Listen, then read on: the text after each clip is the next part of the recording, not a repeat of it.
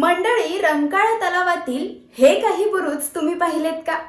हे बुरुज नेमके कशासाठी असावेत हा प्रश्न मलाही पडला होता. सुरुवातीला मला असं वाटलं की कदाचित हे तलावात आहेत म्हटल्यावर काहीतरी मासेमारीसाठी असावेत, पण नाही. माझा हा भ्रम दूर केला तो यशोधन जोशी सर यांच्या आठवणीतील शिकार या पुस्तकातील संदर्भानं. चला तर मग जाणून घेऊयात या रंकाळातील या बुरुजांमागची ही कहाणी. नमस्कार, मी कोल्हापुरी पोरगी तेजस्विनी.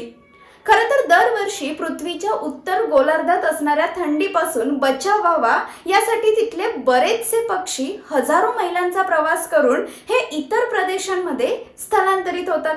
आता त्यामध्ये आपल्या भारत देशाचा सुद्धा समावेश आहे. हे काही पक्षी आपल्या भारतातल्या अनेक तलावांवर येऊन स्थलांतरित होतात. हे पक्षी जेव्हा भारतामध्ये येतात तेव्हा बऱ्याच संस्थानांमध्ये पक्ष्यांच्या शिकारी व्हायच्या. भरतपूर संस्थान हे तेव्हा पक्ष्यांच्या शिकारीसाठी प्रसिद्ध होतं. आपल्या कोल्हापूर संस्थानामध्ये सुद्धा या पक्ष्यांच्या शिकारी व्हायच्या. हे पक्षी अगदी कोल्हापुरातल्या सौंदळीचा तलाव असेल, तळसंद्याचा तलाव असेल, वडणग्याचा तलाव असेल, आपल्या कोल्हापूरच्या रंकाळा तलावावर सुद्धा यायचे. आता राजर्षी छत्रपती शाहू महाराजांनी आपल्या रंकाळा तलावामध्ये काही ठिये बांधून ठेवले होते. आता हे ठिये म्हणजे ज्याला आपण सध्या रंकाळ्यामध्ये बुरुज म्हणतो ना, तेच ते. ठिये म्हणजे पाण्यामध्ये बांधकाम करून ते पाण्याच्या वर जवळपास 8 ते 10 फूट उंचीचे बांधलेले बुरुजच. या बुरुजाच्या मध्ये एक खोलगट जागा असते जेणेकरून त्याच्यावर उभा राहून आकाशामध्ये उडणाऱ्या पक्ष्यांना अचूक टिपता येईल आणि त्यांची शिकार करता येईल. या बुरुजावर चढण्यासाठी दगडी पायऱ्या सुद्धा असतात. तर ज्या वेळेला हे पक्षी आपल्या कोल्हापुरातल्या रंकाळ्यावर यायचे तेव्हा मात्र छत्रपती राजाराम महाराज आणि त्यांच्या सहकाऱ्यांचा पक्ष्यांच्या शिकारीचा बेत हा ठरलेला असायचा. मग राधानगरी रस्त्यावर म्हणजे सध्याच्या जुना वाशीनाका रस्त्याच्या इथं ही सारी मंडळी म्हणजे महाराज, इतर सरदार, अधिकारी हे सारे जण एकत्रित यायचे आणि पक्ष्यांची शिकार करायला रंकाळा तलावात जायचे. या शिकारीचं स्वरूप असं असायचं की 2 शिकारी आणि 1 भोई असे लहानशा नावेतून त्या बुरुजापाशी जायचे आणि तिथं गेल्यानंतर प्रत्येक शिकारी आपापली जागा त्या बुरुजावर धरून ठेवायचे.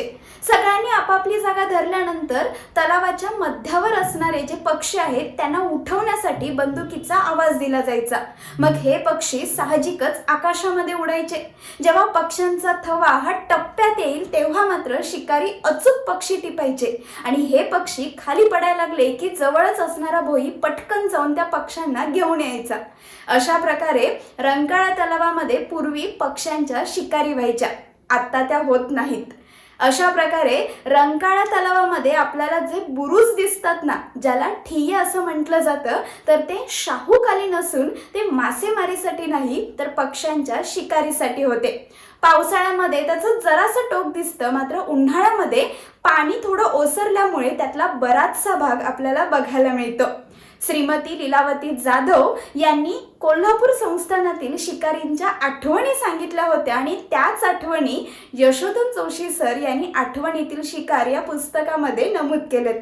मंडळी, रंकाळा तलावातील हे बुरुज आपण बऱ्याच दिवसांपासून, बऱ्याच वर्षांपासून पाहतोय. पण ते नेमके कशासाठी होते हे तुम्हाला माहिती होतं का?